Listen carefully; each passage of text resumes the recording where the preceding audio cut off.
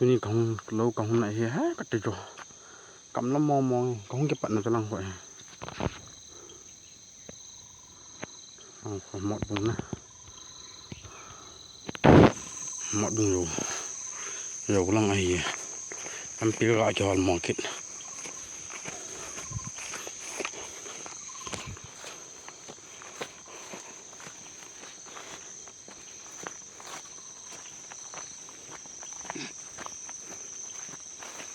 ภายเลยกุมบุลาจะกระจีหินไล่ลำปีเกี่ยวเทหินนะภายเลยอาบอลำพันว่าเกี่ยวเทกิโลให้ตายกองมันป่าเราจีขาโลจีเกาเยอะกว่าแค่ก่อนน้าก็ไม่ตาย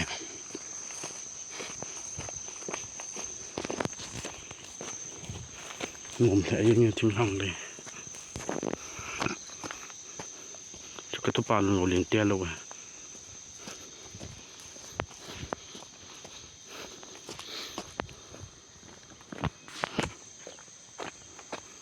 เหมือนว่าหนูมองผม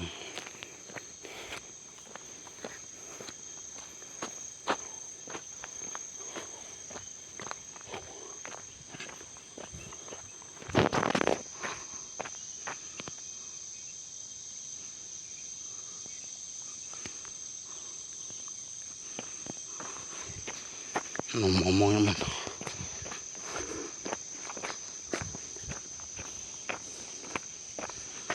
ก็จ่อยเช็ดยังมีบอลตาแบบนู้นมันว่ายังไง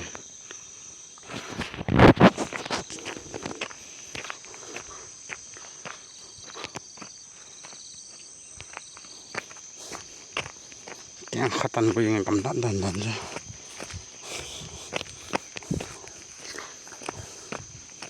อันก็มีแต่ขัดให้ว่านั่งไข่กุลกำหอบให้ตาย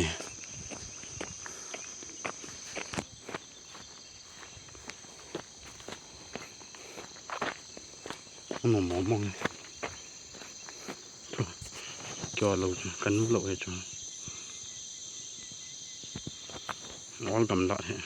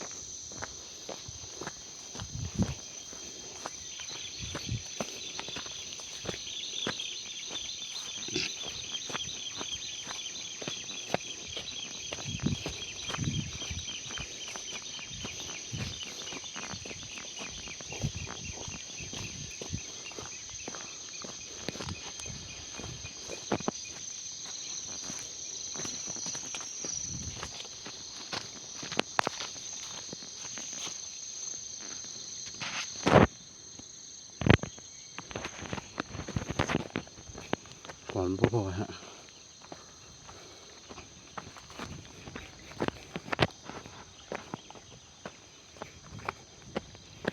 ข้าวงามเลยนั่นเหนียวนี่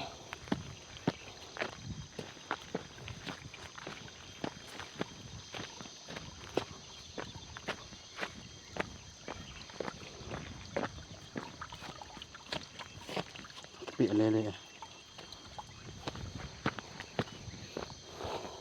มันหอมนี่โอ้โห